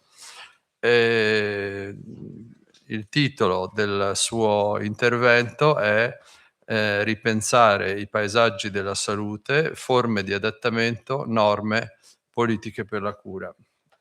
Grazie Zash. Thank you, Luigi, and also thank you, Simonetta, for inviting me. I've been coming here. This is my third or fourth time already here. And I also want to give back compliments that it's very important to talk about landscape, not only with landscape architects. So I think that's, we have so many conferences and it's somehow it's beginning to repeat itself. And I think it's very important to have other professions coming in to have this kind of internal gap that we can compare our discipline to other views, to have this kind of relations. It's more relational. So I'm also happy that we can have such a conference and also watch Lars von Trier movies and then talk about landscape. That really gives me goosebumps, and I hope we can do that also now. So I want to address how health becomes spatially defined in the open public space through experience, through perception. I will not be speaking about specialized healthcare facilities such as hospital gardens, spas, or even religious sites. I'm interested more in the everyday public landscape. And I also want to move away from this therapeutic landscape notion, the landscape as a place where we are subjected to healing. And instead, I want to ask how planetary, individual, and interspecies health can be perceived through landscape itself, especially, of course, in the context of ecological instability. So to do this, we need to distinguish between two approaches to health that landscape architecture perhaps can assume. The first is health as survival. We have heard a lot about that. That is super important. We are talking about heat island mitigations, technical measures like shade, access to drinking water. But I think that these are the basic conditions for the public space to exist at all. For me, these are the things that constitute a public space. What I want to talk about today is health as capacity. And this one concerns how environments influence our perception and our ability to adapt to the fluctuation in the environment over time. So to understand this second one, we need to turn to a French philosopher of medicine, Georges Canguilhem. For him, health is not normality or equilibrium, nor the absence of disease. He says that man is healthy insofar as he is normative relative to the fluctuations in the environment. So to have this kind of resiliency and to be able to establish his own norms. The normal, he argues, is often a statistical fiction imposed from the outside, so it can be political. A healthy organism is not one that perfectly conforms to rules, but one that can modify its own rules when confronted with environmental change. And of course, climate change is precisely this kind of fluctuations of the environment. So if we try to translate this into landscape architecture, we could perhaps say that a landscape that eliminates all friction and all stress does not increase health. It narrows this kind of normativity. So, of course, we can also agree that stress is also can be a killer. So stress is not good or bad. But while not all stress is productive, of course, we must keep in mind that removing it entirely can produce this kind of negative effect on normativity. This happens when a therapeutic landscape, for example, is understood or misunderstood merely as a kind of a stress reduction environment. So according to Canguilhem, such designs deprives us of the capacity to establish new norms. And one such example, I was just reading on The Guardian, for example, you can buy those headphones now, and they are not for music, but for silence. So basically you put them in your ears and then it's complete silence and you can focus more, you can sleep better and so on. But what researchers found out that people are now coming and complaining that they can't distinguish noises among each other. So they don't know whether somebody is speaking in the foreground, in the background, and all sorts of problems. So because they were deprived of this kind of productive stress, they are no longer able to sufficiently recognize these sounds. So two researchers, Stephen Brown and Paula Rivi, extend Canguilhem's work by arguing that vitality is relational. It emerges in the encounter between bodies, materials, and movement through space. So, but today, for example, this movement is also in a way automatic and far from being theoretical, because we are transitioning from one space of relative climatic stability to one which is ecologically much more uncertain. So we are automatically already subjected to this kind of gap. So the question for landscape architecture is this: should this instability and this uncertainty be concealed and pushed out of our perception? Or should we leave it in a way perceptible? This is Arboretum Volčji Potok in Slovenia, and it features this neo-Baroque kind of parterre. It is a little over 100 years old, and recently, of course, due to climate change, some of the Kamatsiperis hedges and these cones began to die. Because they could no longer withstand the prolonged summer temperatures. And of course, what the management of the Arboretum did is to replace them with another species, with tuya, which is much more resilient to this kind of stress. So, but the problem here is not so much the historic infidelity of introducing new species that are different to what the initial design was, and so on. Rather, it is that something which no longer works due to a deep ecological crisis is being harmonized and masked. So, for example, yesterday we saw Justine in Melancholia, in the movie that was part of this program. We saw, she said that at some point she says, and I smile and I smile and I smile and nothing helps. So this is the kind of analogy that I want to make here. In terms of ecological awareness, we can assume there is real potential to leave this kind of damage in place for reflection and for people to see it. It would act as a sort of a perceptual sabotage of false tranquility and allowing the public to see a structure from the past that can no longer survive today as it is being reduced by fluctuations in the environment. I also think that this could improve significantly the social role of historic sites, cultural heritage, precisely to have this kind of more kind of an actual attitude of these problems, because the historic landscapes are meant to be seen as a kind of a stable, timeless, always the same landscapes.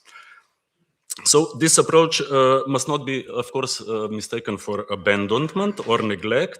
What this approach refuses is this kind of cosmetic continuity, to keep pretending that everything goes on well.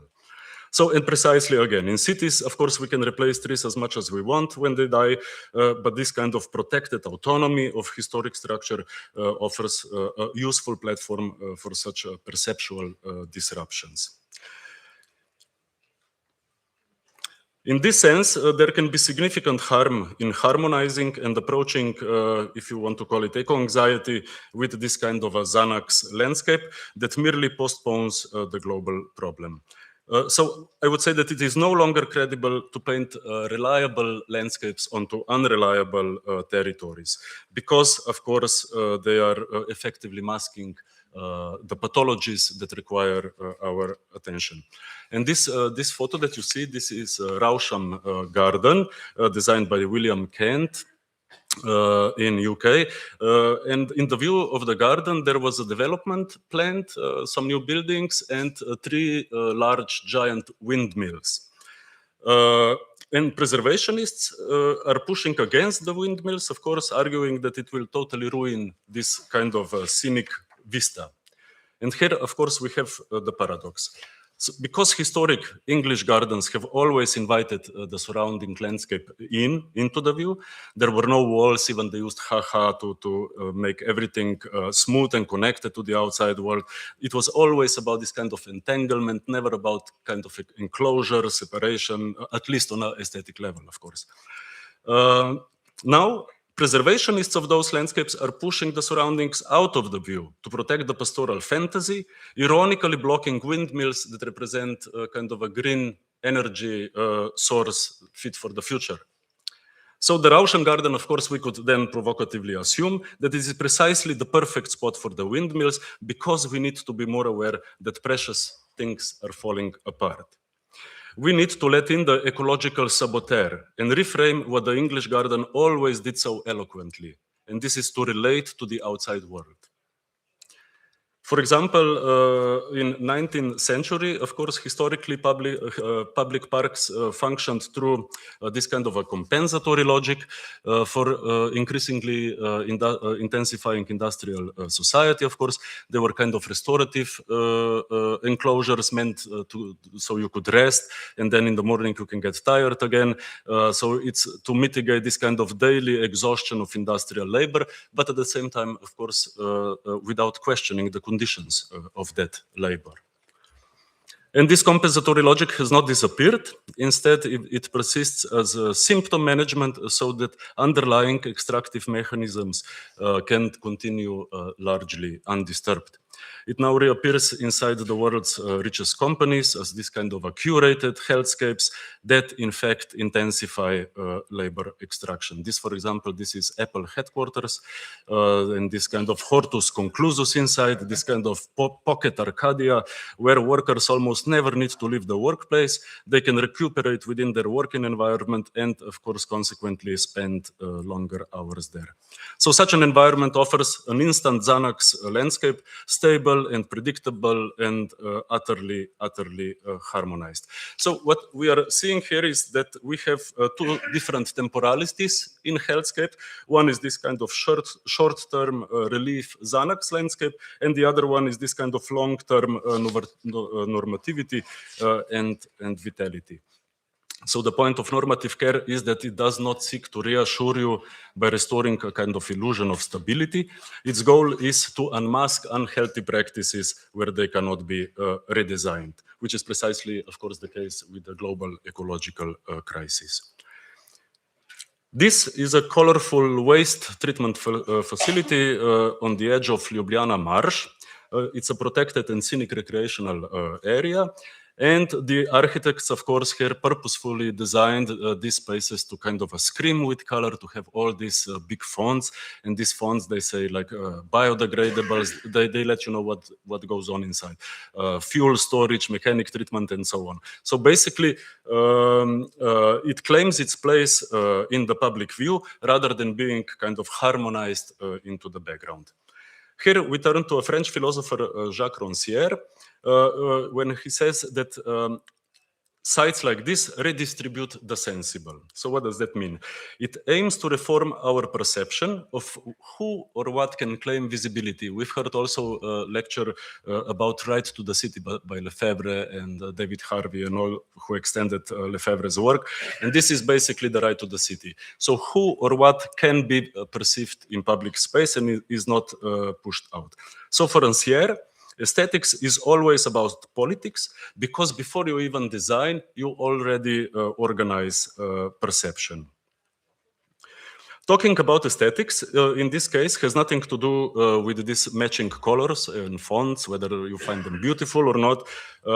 Aesthetics here is purely political because it reconfigures the sensorium.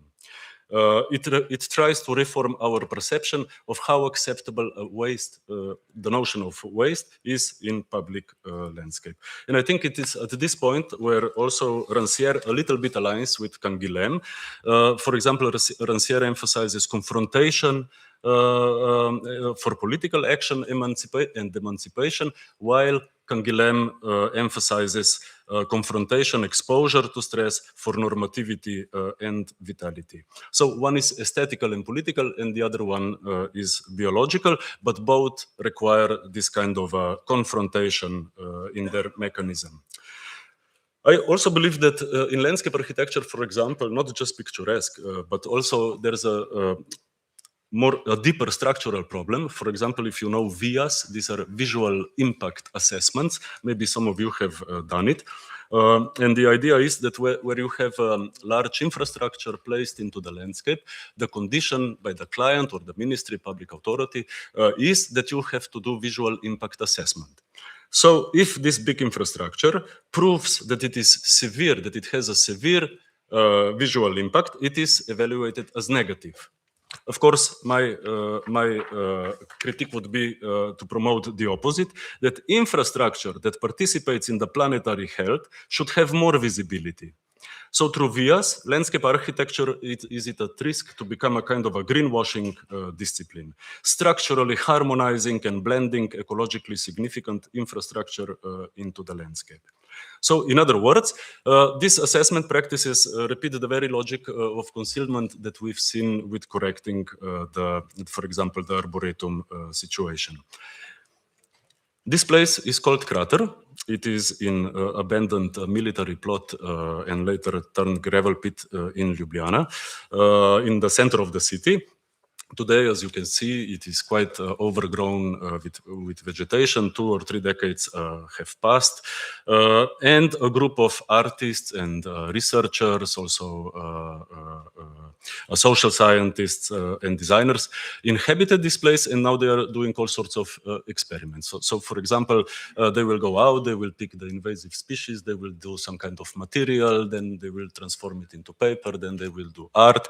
Some other, they did an experiment and they followed how this project, because it took a lot of place in the media, how this project is behaving in the media and what kind of discussions are emerging out of this phenomenon.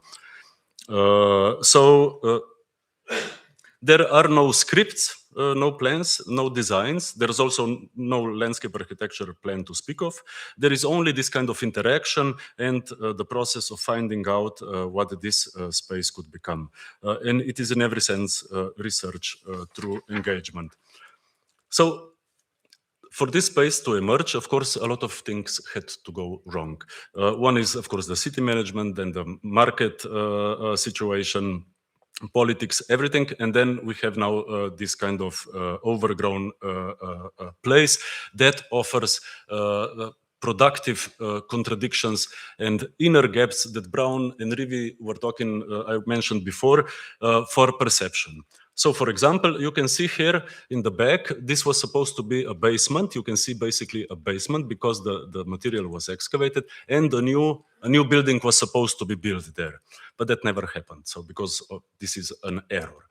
And now we have this kind of situation where you will have this door, and then on the other side, 50 centimeters away, you have a shopping mall. So it's a kind of a contradiction. And for example, I was taught in school to harmonize this kind of environment. There always need to be certain logic. So you are in, and then you are almost out, and then you are out. So add logic, always to add this logic. But this kind of contradictions, this kind of portals into other world, I think they are important. And what I'm trying to say is that Brown and Rivi emphasize in that study precisely this kind of contradictions, these intervals for conditions for vitality. So to harmonize this transition would be to undermine that very vitality. This is another peculiar object in that same space. This is in fact a basement, but of course in the missing ground. And there's a shopping mall and there's a shop inside this. So basically now people who work, maybe they don't even know that they are not in the basement. They don't have any light. So it's a kind of a house and a basement in the park without windows and so on. So it's a lot of interesting stuff going on. And then, of course, on the outside, we have this kind of lush, biodiverse space. You probably know Gilles Clément. He says third landscape. So third landscapes is the one that is being abandoned within the city, and ecology is emerging now on its own there. So just because of the abandonment. But what this project brings to Ljubljana is, and also to our profession, it brings this kind of quiet question, why is this not yet a park? What's wrong? What do we miss here? Why it is not yet a park? It's beautiful. Never, I mean, during the weekends, Slovenians, we go to nature. We go to hills, we go. So why is this not yet a different kind of park where we don't need to spend a lot of, don't need to burn a lot of oil to build it, practically no maintenance. This as a playground is fantastic. A lot of times children will come inside and play around. So it's a kind of a question for society now to kind of deal with it. So Crater operates in what I call low resolution mode. It does not predefine use, identity, or program. It leaves these relations open and intentionally vague. So the space does not instruct, but instead it demands interpretation and creates this kind of constant need for the participant to redefine norms. This is Tempelhof in Berlin.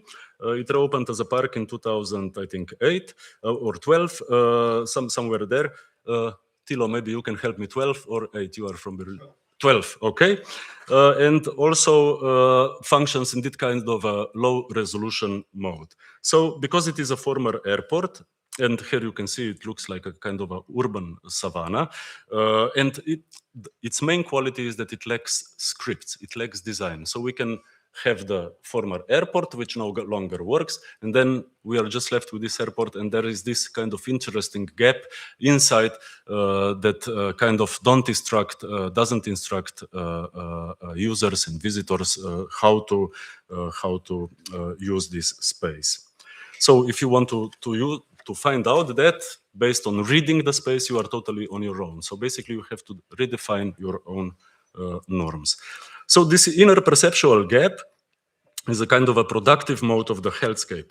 And now, as we said, it's occurring globally with climate change, because climate is no longer native.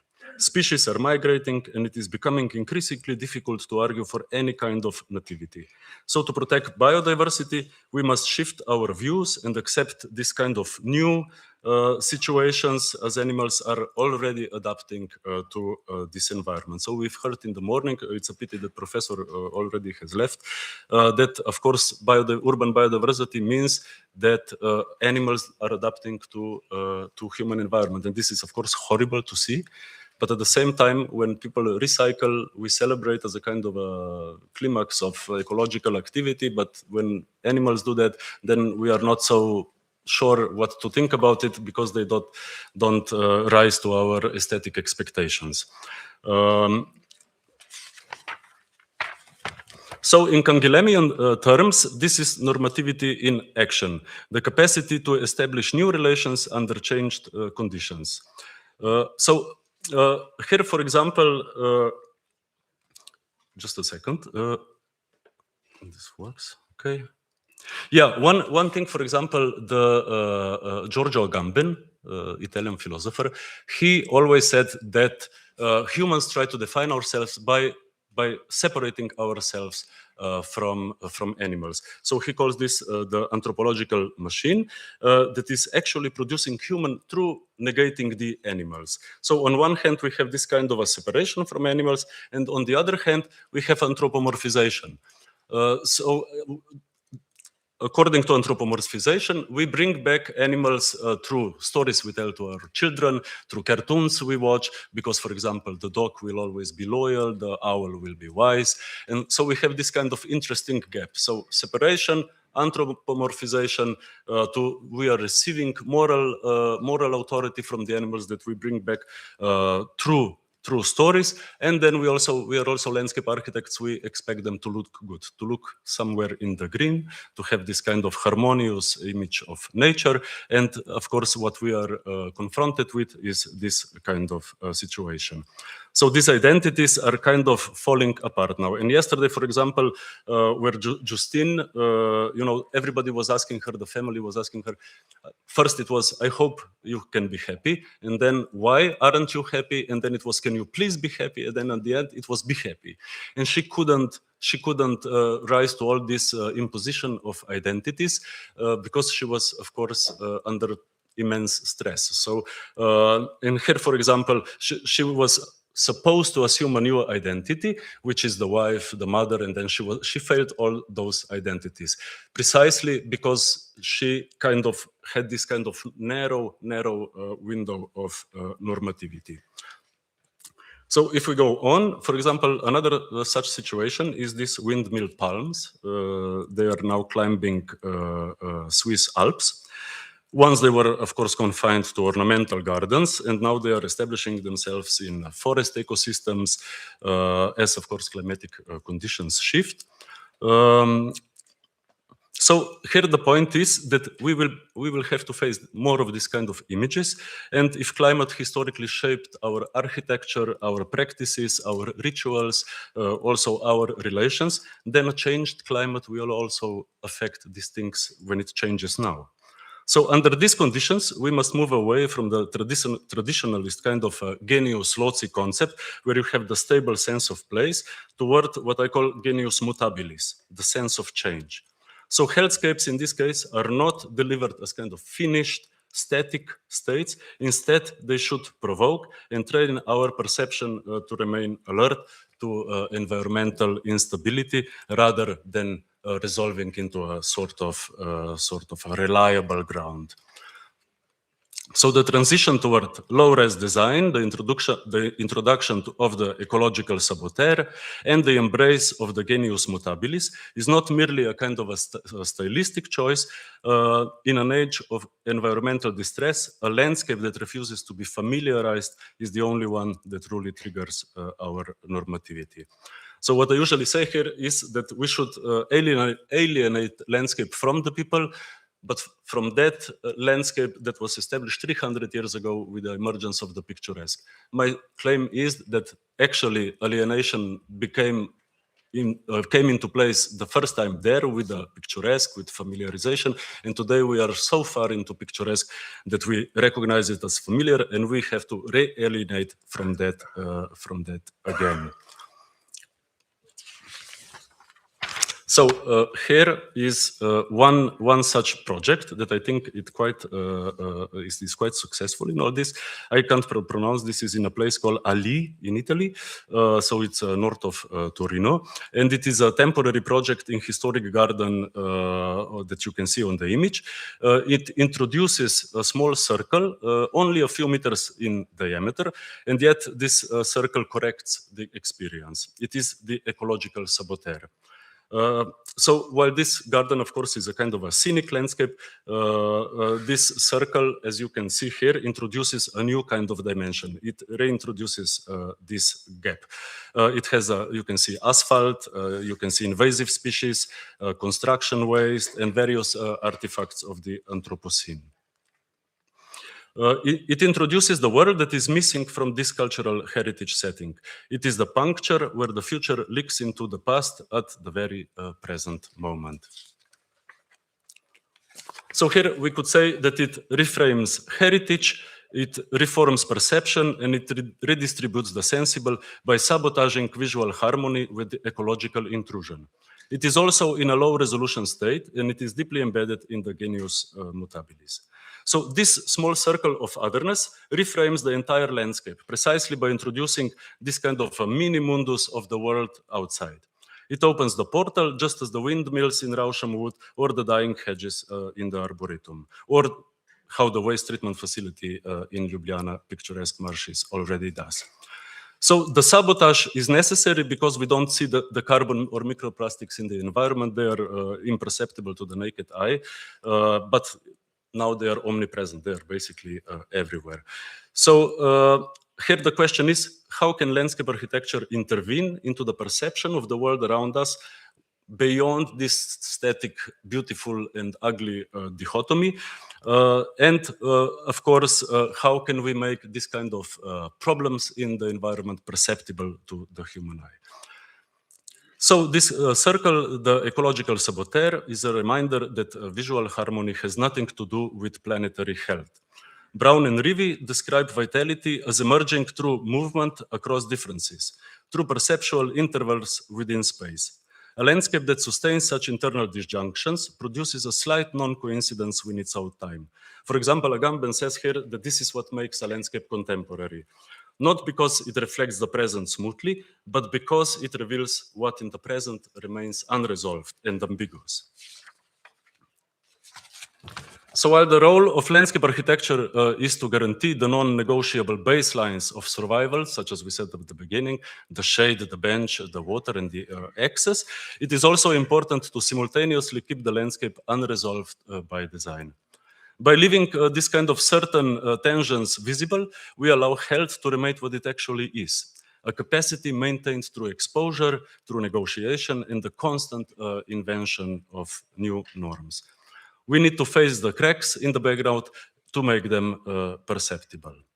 So when yesterday Justine refused all those identities, we have seen her then in the end, finally when these things were not suppressed, when they failed to be suppressed, all the problems emerged. The planet was coming closer. It was clear that it was going to be the end. And at that point, she was at home in her own world, and she establishes her own symbolic order precisely by putting up that structure, that house, and inviting the family members in. And she was basically at the end the one who was kind of normative in that sense.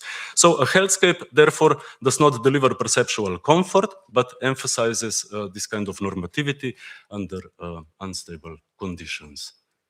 Thank you.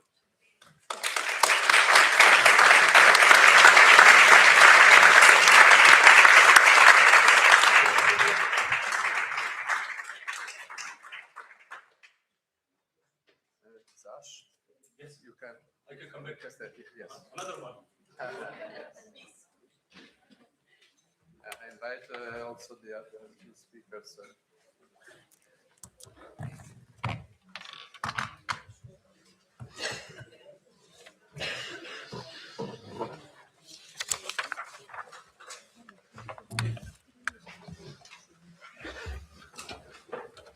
It's brilliant. Oh, thank you. Yours as well. No, really, really, really. I thought it was beautiful. I thought it was actually beautiful as well. That's still alive. That's great. That's great. Allora, abbiamo una chiusura dei lavori, diciamo, anticipata perché i relatori devono andare via, c'è uno sciopero imminente, purtroppo non abbiamo tanto tempo per discutere, forse voi sarete anche stanchi e piacevolmente desiderosi di continuare a pensare al proprio benessere con uno spritz, delle chiacchiere, un whisky per Juan. Quindi se ci sono delle domande, affrettiamoci. Abbiamo ancora l'opportunità di avere qui 3 voci molto squillanti e interessanti. You mentioned spritz and whiskey. Sì. Shouldn't have mentioned it. But you have to come back. You don't have time you have to drive. So. Ecco, Paolo. Molto interessante. It's very interesting your stuff. Very, very interesting. I practice in italiano? Ok. Io pratico archeologia industriale, quindi mi muovo spesso in ambienti tipo fabbriche abbandonate, infrastrutture decadenti che si stanno trasformando, infrastrutture militari anche viste nell'Europa dell'Est. Mi è molto interessata questa inclusione della realtà per com'è, come lei dice, infatti questa cosa delle plastiche che sono dappertutto, che ce le beviamo, che quindi non è vero come si sta evolvendo la realtà, cioè che c'è un'altra realtà sotto che si sta proponendo e che tu hai manifestato con queste installazioni all'interno della perfezione di un giardino che sembra un giardino di questi principeschi 1700 e invece poi alla fine arriva il cemento, le piante parassite. Volevo sapere se ha preso ispirazione dalla decadenza dei luoghi. No, I was waiting for translation, sorry. No, I mean, to me, it's a trap, the decadence, because we like it. Architects like it. Landscape architects like this kind of decay of materials. So this is already for us, this is a kind of a critical point when it becomes an aesthetic category.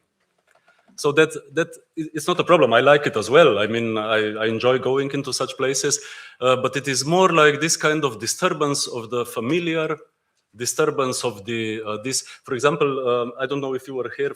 We showed Melancholia movie. Also there, it was a kind of a super neat garden, which was in a high order. It was very high resolution order, not low resolution. So this. And these landscapes that you speak also form a kind of industrial sites. For example, I wanted also to include, I don't know if you watched the movie Stalker from Tarkovsky. Okay. So, for example, yeah, there you have this kind of, they want to reach this kind of room that it grants your highest, deeper wishes, blah, blah, all these kind of things. And then they have to cross the meadow. But the guide says, no, wait, this is dangerous. This landscape is dangerous. So they don't know what to do. Yeah. So this meadow, if it would be an American movie, they would go in 20 seconds, they are over. Yeah. So, but now they are throwing they're throwing, and they throw this, and he says like, wait, now maybe a response will come from the landscape. And they say, okay. And then they are waiting for the response. It's beautiful. And here what it happens is this kind of estrangement of the simple environment. So my point today was that we are pushing into the background all the nasty shit that we don't want to see in the landscape. We are pushing it into the background, but the background, as also yesterday in the movie, she was looking at the stars. That was the background of the movie. The background has these cracks in it. So it's a kind of sick background, and we have to face that. So we have to pull things back from the background into the center. So to answer your question, no, it was not strictly aesthetic, although I share your appreciation towards industrial sites. It was more this kind of estrangement and interruption of the ordinary.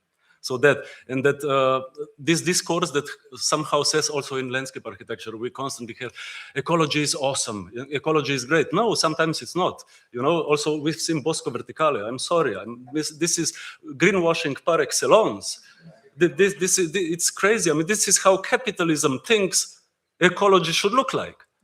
We have on the high skyscrapers, you have winds, so you have to stabilize trees, then the weight when the tree absorbs the rain, and then you have more concrete, and then the birds. I mean, it doesn't work. Sorry, aesthetically, okay, why not? Why not? You can build pyramid if you want.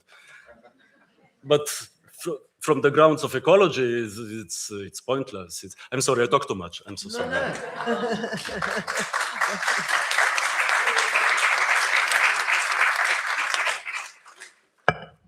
But I think if I can just add that I don't find it surprising that people love that kind of sense of freedom that you get in their crater. Is it called crater? Yeah. Because it's a huge amount of freedom when things have not been defined perfectly for you to enjoy in a certain way. So when that leaves it up to the participant to explore in the way in which they wish to explore, according to the time of year or what age they are or background or whatever. So it's that the joy is actually that natural regeneration that's happened on brownfield land has made its own scape, and then pathways are made through that. And maybe if that was termed a park, it would then bring in all sorts of regulations that would then, through the management of a park, then destroy the very thing that is very special. That happened with Highline, for example. Exactly. It was a perfect such example. Yeah. Highline, you all know Highline, right? I mean, first there was this photographer, Joel Sternfeld. He goes on, and then he takes this beautiful, absolutely beautiful stalker kind of photos. And then based on those images, they campaign. They collect money, you have famous people for the campaign. And then what they do is this kind of high-res, neoliberal, gentrifying kind of, vein. Yeah, okay. And then, but the good news is then, because they have 3 stages, right? So the first stage and second stage are super kind of defined, and okay, a lot of material Okay, but then they ran out of money, and that was the beauty. Perfect. That was perfect. They ran out of money, so they did it simple. They did it in a way, yeah. But yeah, sure. I mean, that's a good question what you raised. How now to transform these kind of things? Because there is armor. I mean, the iron is, you can't let children unsupervised there. So there has to be a process, but this process maybe does not need to be as highlighted, right? No. So,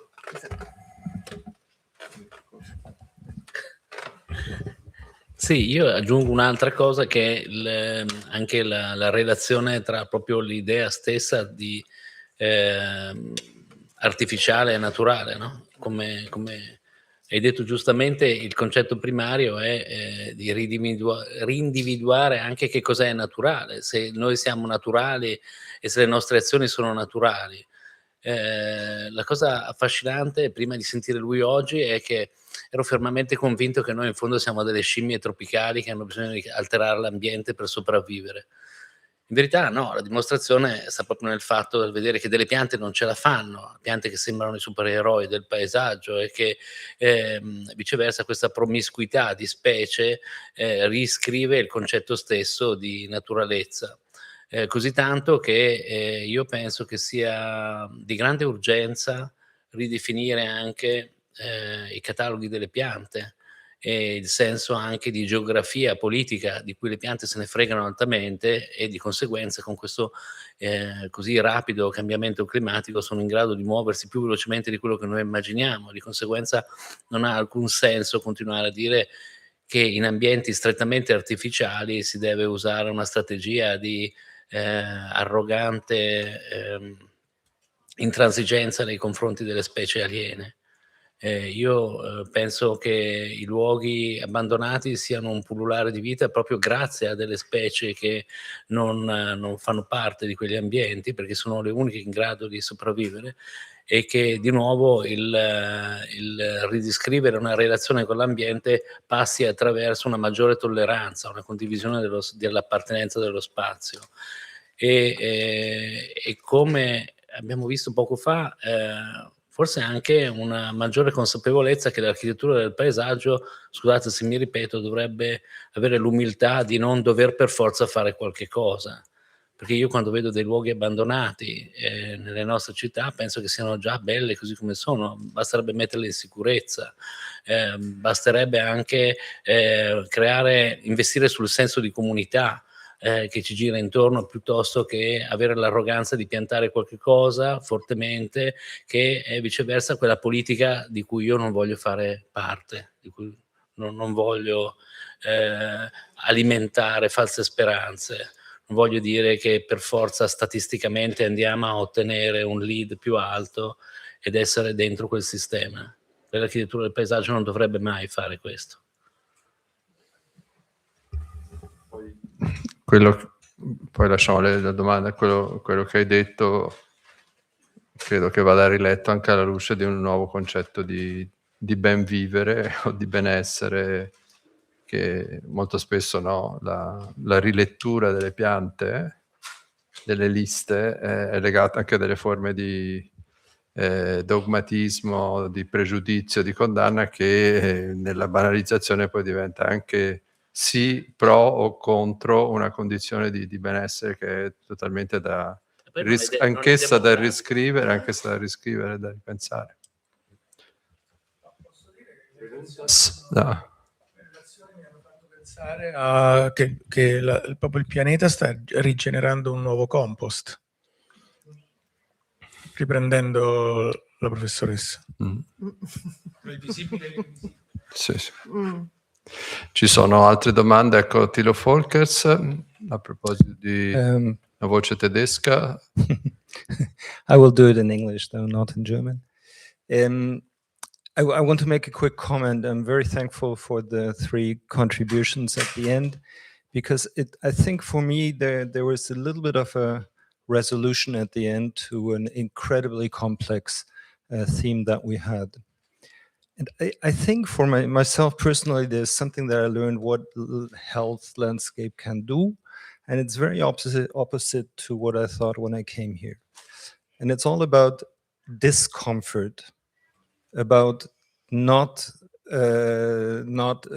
affirming, but actually challenging, bringing into movement, not accepting what is there. And actually, this is a really interesting task for us as landscape architects, to create actually moments of challenge, of quietness, in a larger sense towards the climatic catastrophes that we have that need to keep us at disquiet, but maybe even at the personal level, where we are needy with our minds or our body, to not be comforted but actually challenged. And I think that's, for me, is a really interesting general result for that.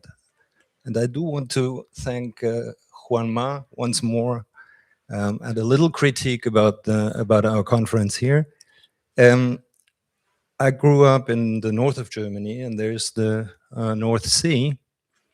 And when I went there with my parents, whenever there was any trouble or anything difficult, or you had problems, my mother always said, you have to go to the sea, and it has to be windy, and the wind has to blow the dirt out of your soul. And this aspect of nature in its different elements, beyond the plant and beyond the soil, is something to maybe we could have brought in more as one aspect. But well, it's there. The photograph is there already, but I just wanted to remind this aspect. I mean, I think you could say, for discomfort, you could say sensory intelligence, stimulating a sensory intelligence, couldn't you? It's about feeling alive. So you don't have to, it can be perverse, or less or more perverse as an objective. But I think it's about stimulating. I think it's about feeling something. And, you know, if you go to a place and you feel like you are, that whatever that is, it's like when you go to an art gallery and you see an exhibition and you feel something, then that's good, isn't it? What you don't want to do is go and feel nothing. So I think, you know, what these, hopefully what all of these discussions and these places that are left or cared for or less cared for, because the caring can sometimes not be what you want, not be what you want, that it's a really interesting design discussion, because it brings in that sense, I think, of stewardship and nurture, which is quite subjective as well. And, you know, in the German, in the 70s, in the adventure playgrounds, what did they do? They created these zones, which was no-go to adults, put the kids in there with a whole bunch of tools and said, and some wood and some coppicing, and said, get on with it. You know, so that's things of being on the edge is very stimulating, isn't it? So I think, you know, the irony of designing a playground and then having to have someone to sign it off because and tell you how much risk you can introduce to it is just bizarre. We've got to a bizarre state. And so it's an interesting point of discussion in the design world, when in cities all our open spaces are so in demand, and there has to be a certain amount of robustness, because we're not building 200 hectare parks or leaving them leaving open space. So I think it's about the sensory perceptions and sensory stimulation. For example, one way of calling it is design of the sensus. This is already established term, and it also involves this philosopher Jacques Rancière that I mentioned. So they are.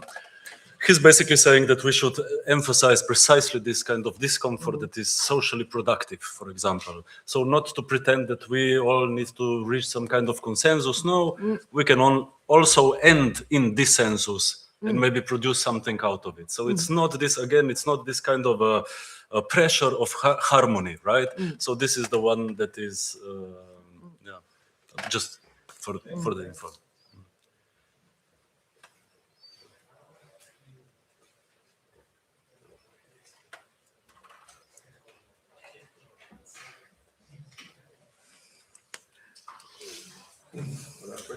Altre domande?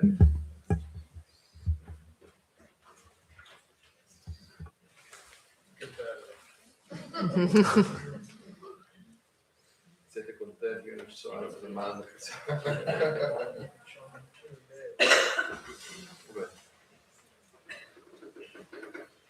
Se non ci sono altre domande, direi che possiamo salutarci. Queste giornate non sono state tumultuose, anche molto dense, e non costringetemi a fare delle conclusioni che sono troppo complicate. Se qualcuno si propone, però, può venire. Grazie a tutti. Veramente.